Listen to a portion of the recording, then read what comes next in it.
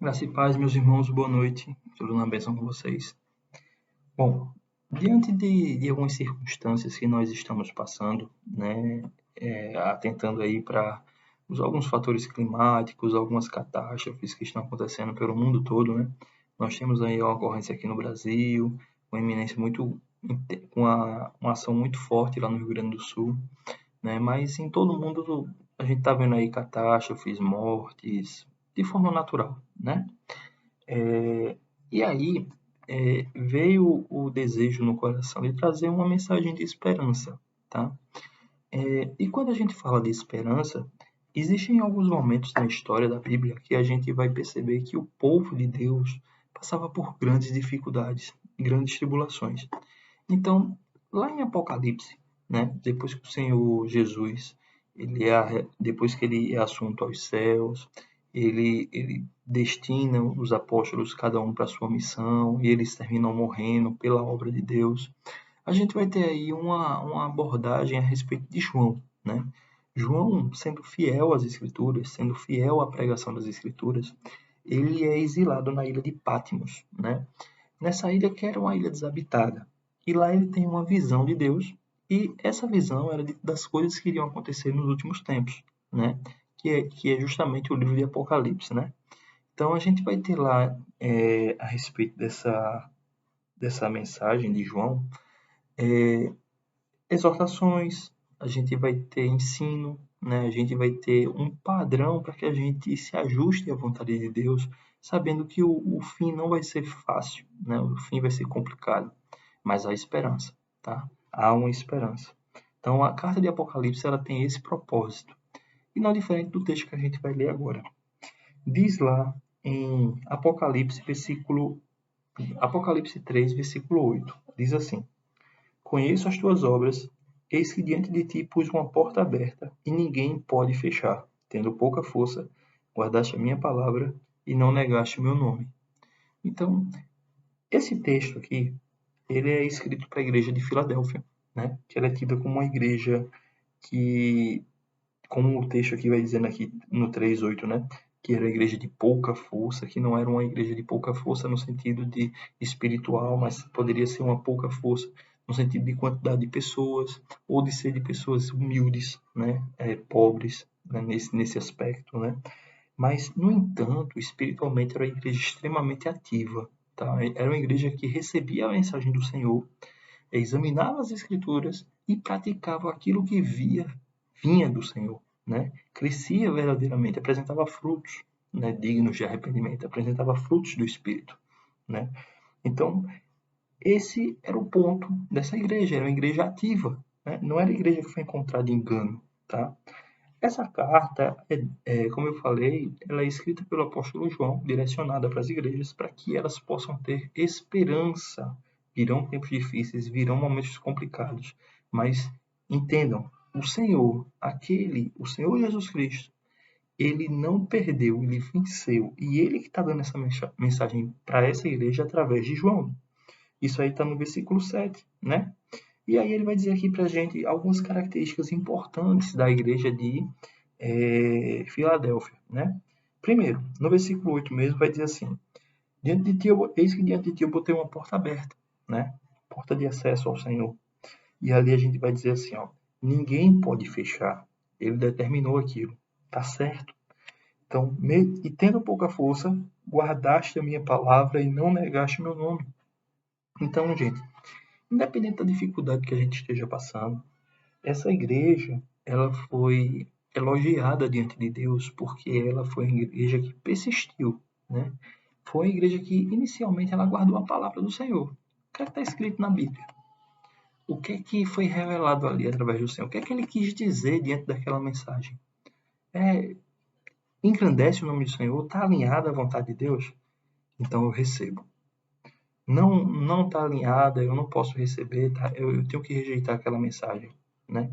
Eu tenho que estar examinando as escrituras, entendendo e, acima de tudo, guardando com muito zelo, com muito amor e com muito cuidado, porque essa palavra pode me conduzir ao céu.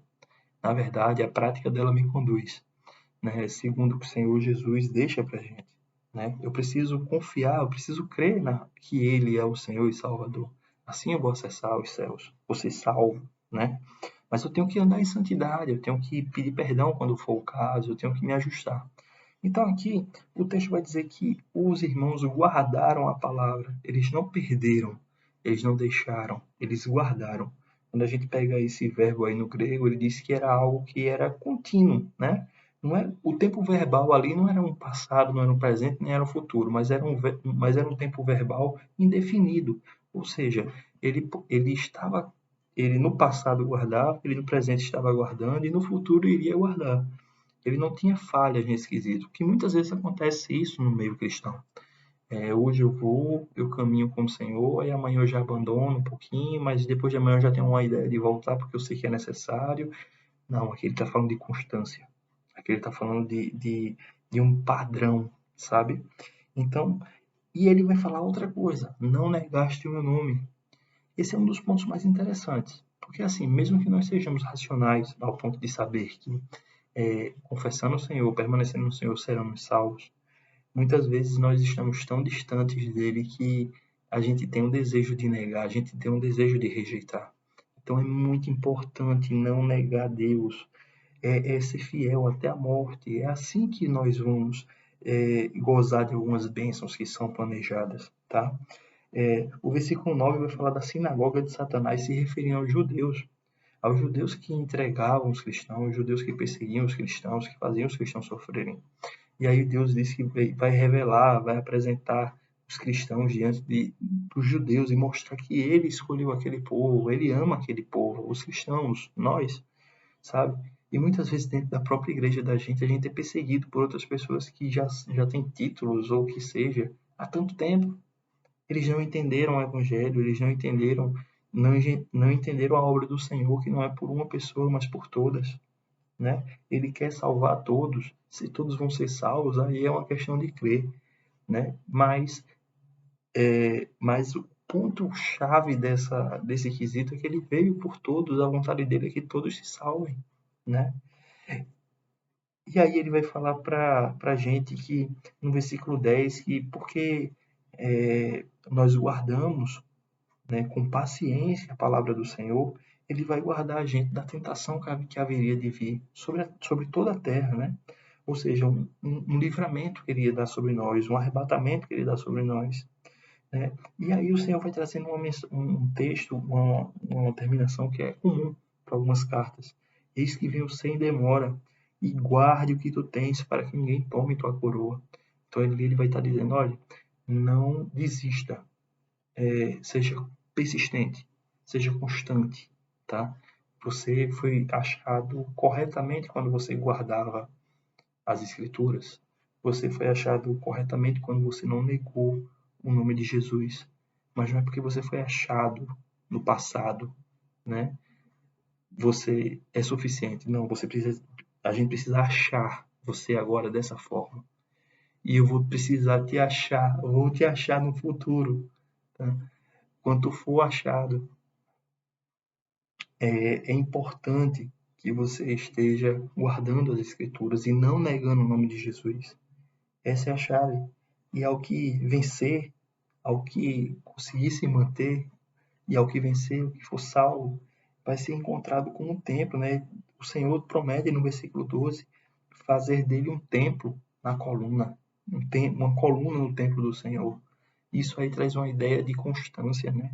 De algo estático ali, né? Constante, e não algo móvel que sai e que oscila o tempo todo, não é constância. Então, meus irmãos, a mensagem que é dada aqui através do apóstolo João para as nossas vidas, ela tem a ver com muito o cenário que a gente está vivendo. É um cenário difícil, a gente vê muitas tragédias, muitas dificuldades, né? Mas a gente olha para o apóstolo João, né, quando ele traz essa mensagem para os crentes de Filadélfia, ele está dizendo assim, ó, vai vir tribulação, tá? Eu sei que está tendo dificuldade, mas persevere, o caminho é esse. Não continue sem negar o Senhor, não negue o Senhor, não negue o nome do Senhor, não abandone as escrituras, guarde a palavra do Senhor. Só assim você vai ter vida e vida eterna. E isso quem está prometendo é aquele que é santo, santo, não como eu e você, que é pecador, que é inclinado à carne, mas aquele que nunca pecou, aquele que não é sujo, que não é misturado com o pecado, né? É aquele que é verdadeiro, ou seja, não é o que a gente vai achar em engano, não. É aquele que tem a chave de Davi, é aquele que vai abrir, ninguém pode fechar, ninguém tem mais autoridade que ele. Então, meus irmãos, nós precisamos confiar, nós precisamos crer, nós precisamos ter a certeza que o Senhor está no controle, que nada sai do controle dele. Mas nós devemos estar preparados para momentos difíceis. E essa preparação ela só se dá se nós estivermos em Cristo, se nós estivermos na vontade do Senhor. Então, meus irmãos, que o Senhor Jesus vos abençoe, que Ele nos possa fortalecer a nossa fé, né? Fazer a nossa fé maior, mais forte, mais constantes na vontade dEle, mais constantes no estudo da palavra, mais constantes na obra de Deus, mais constantes na missão, mais constantes no discipulado, no ensino, no aprendizado e no louvor. E tudo isso para a glória de Deus, e não para a glória de homem algum. Amém? Que o Senhor Jesus abençoe vocês, meus irmãos. Fiquem na paz. Boa noite.